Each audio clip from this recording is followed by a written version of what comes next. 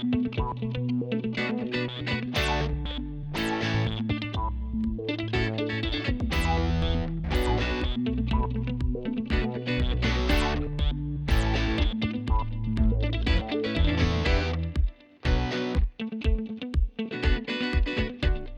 X-T30 is the third generation model in Fujifilm's mid-range selection. One characteristic that makes this specific lineup popular is that despite the affordable price tag, the image quality and performance are on par with the flagship models. We had the chance to play with a pre-production sample of this new APS-C camera for an afternoon, and here are our first impressions.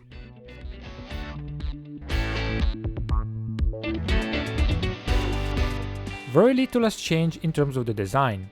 The X-T30 has almost the same dimensions as its predecessor, which means that the camera is really compact and lightweight.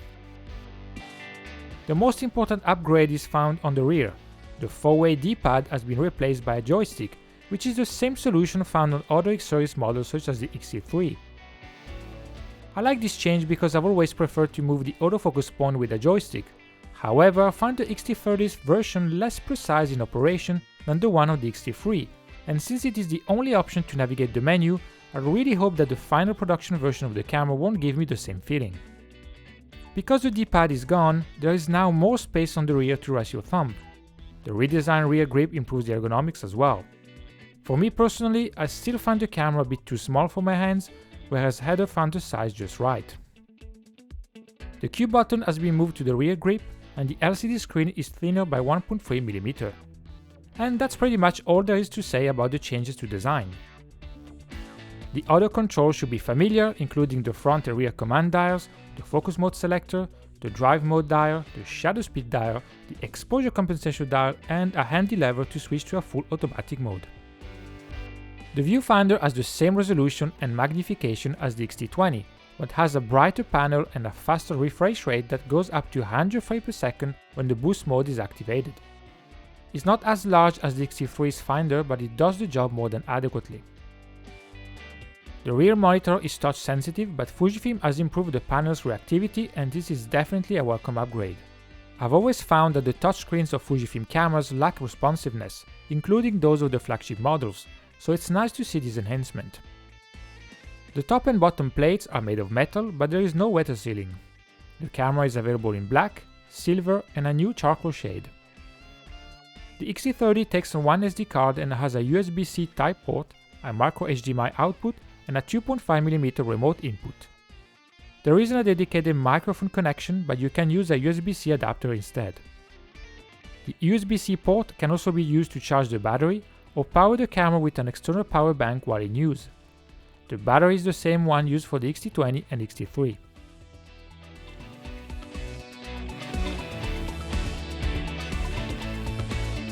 The X-T30 features the same sensor and image processor as the X-T3. You get a back-illuminated 26.1 megapixel sensor with a native sensitivity range that goes from ISO 160 to 12800, including extended values down to ISO 80 and up to ISO 51200. We own an X-T3 and we compared it to the X-T2, so we already have a pretty good idea of what the X-T30's image quality is like. You get excellent dynamic range, very good high ISO performance, and the lovely film simulation modes found on all X-series cameras.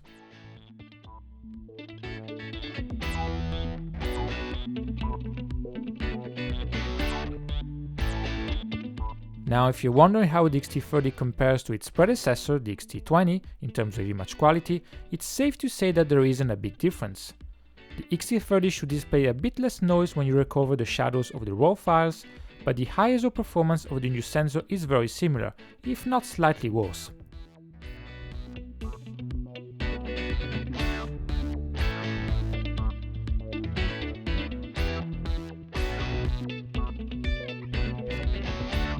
The X-T30 inherits other features from the X-T3, such as the possibility to warm or cool your monochrome images, as well as the color chrome effect. The latter allows you to reproduce deeper colors and gradations in your JPEG files. For example, you can notice how the color chrome effect retains more details and tone transitions in the red areas.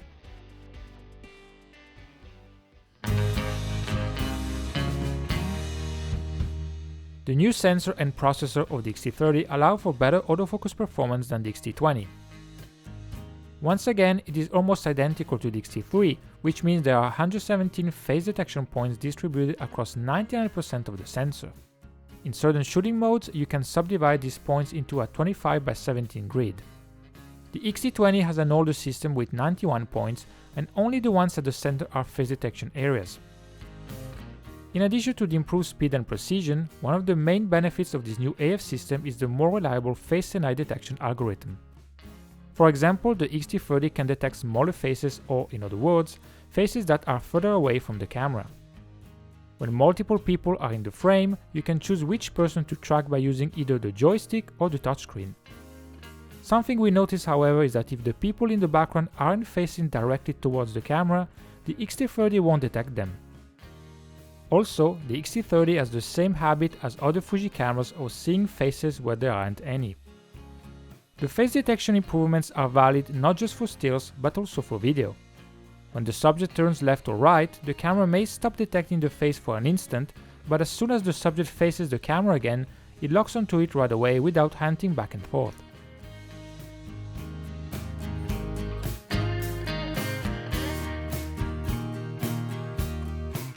The low light performance has also improved with a minimum sensitivity of -3 stops.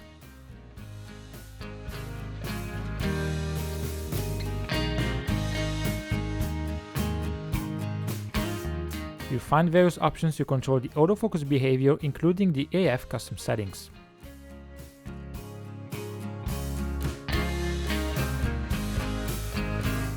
The video department has also received a significant upgrade on the X-T30.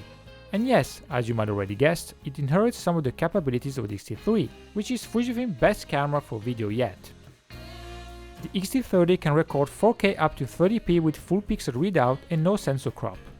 This means that it uses approximately 21 megapixels of data, or around 6K, and conforms to 4K for improved sharpness and no artifacts such as aliasing or moire. The footage is very nice and the bitrate goes up to 200 megabits per second.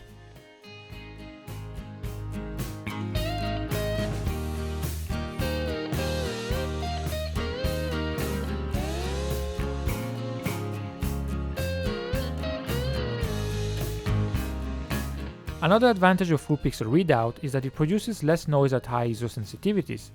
You can see the difference in comparison to the X-T20, which performs line skipping.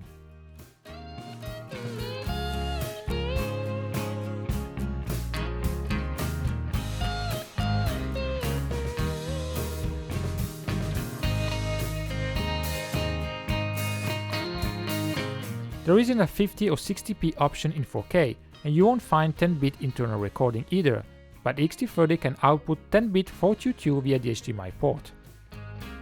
Additional options include the DCI format and the Eternal profile, which is specifically designed for video and color grading in post. If you want to go a step further, you can record with F-Log internally, although you are limited to 8-bit color depth.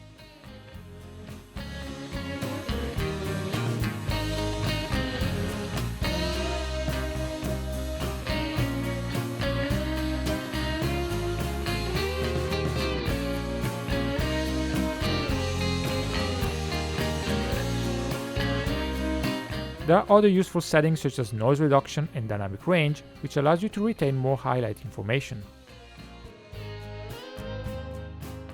Sound is recorded in 48,000 Hz and 24-bit. In Full HD, the high frame rate mode allows you to go up to 120 frames per second. One downside to be aware of is that internal 4K recording on the X-T30 is limited to 10 minutes per clip.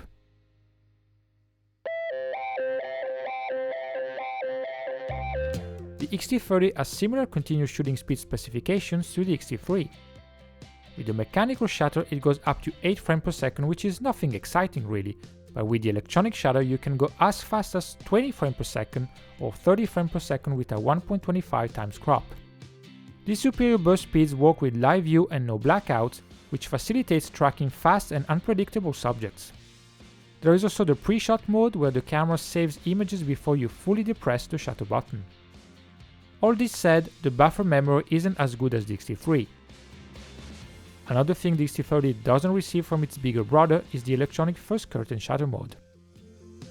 The X-T30 has Wi-Fi and Bluetooth, and the new version of the Fujifilm camera remote app allows you to maintain a constant connection with your smartphone. As for the cost, the X-T30 hits the market with the following retail prices.